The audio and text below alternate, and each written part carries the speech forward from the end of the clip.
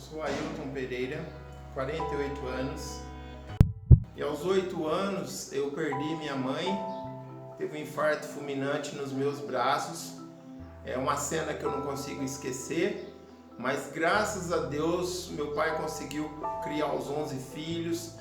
Desde cedinho eu aprendi a cozinhar, a lavar. A gente tinha um fogão de lenha, que a gente tinha que buscar lenha no mato. E eu tinha um sonho desde criança, que era conhecer a cidade de São Carlos.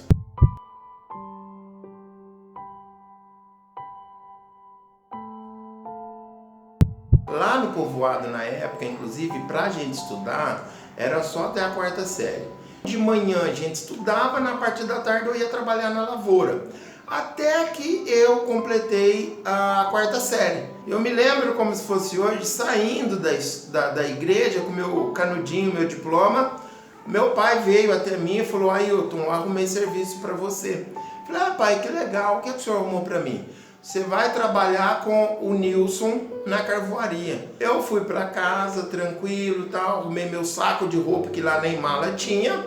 Na segunda-feira a gente partiu logo cedo.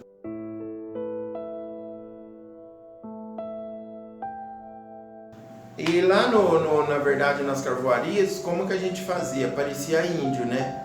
Então a gente fazia os ranchos, para quem não conhece, que são as madeiras que a gente ia colocando uma do lado da outra, amarrava. A nossa cobertura geralmente era uma lona e o sapé, que é aquilo que tem muito em aldeia de índio, que é aquele mato lá que serve de telhado. Então esse era a nossa casa.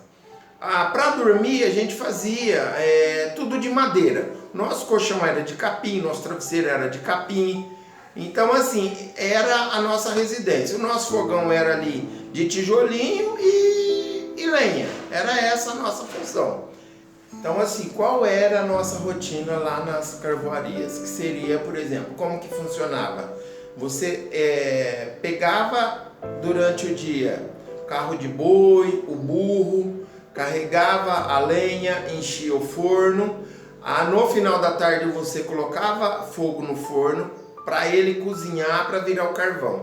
Então a cada 3 dias, essa era a rotina. Você fazia isso, esvaziava os fornos e geralmente quase toda sexta-feira você fazia uma carga no caminhão para levar para a Companhia Paulista que tem em Barbacena, que é onde a gente leva o carvão. Acho que muita gente não sabe, mas junta o carvão com o minério para produzir o ferro, né?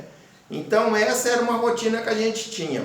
Eu lembro uma vez, a gente lá fazendo comida, e aí o que aconteceu? O meu patrão levantou com aquelas lenhas dentro do rancho. Eu pensei, falei assim, olha, esse pau de lenha não estava aqui. Na verdade, era um jaracuçu. E na hora que ele deu o bote, o meu patrão conseguiu ver e conseguiu dar uma porretada nele. Então assim, para vocês terem uma ideia, era um trabalho perigoso, mas graças a Deus, nunca ninguém foi picado, nunca ninguém sofreu algum ferimento em relação a esses animais peçonhentos. Mas assim, qual era a nossa diversão? Pescar.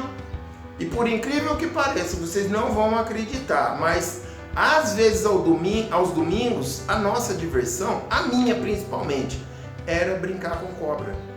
Porque quando a gente estava lá pegando as lenhas, tal, a gente encontrava muito cascavel, principalmente, urutu. A gente guardava no rancho com a gente para levar para a cidade de São João del Rei, a cidade histórica de Minas, para tirar o soro, para fazer o remédio. Para tirar o veneno, na verdade, para fazer o soro, né? E aí, durante a semana toda, essas cobras ficavam dentro do rancho, presas no saco com a gente. Chegar final de semana, não ia ter viagem para São João del Rei, a gente soltava elas lá, brincava um pouco. Essa era uma das diversões perigosas que eu tinha, mas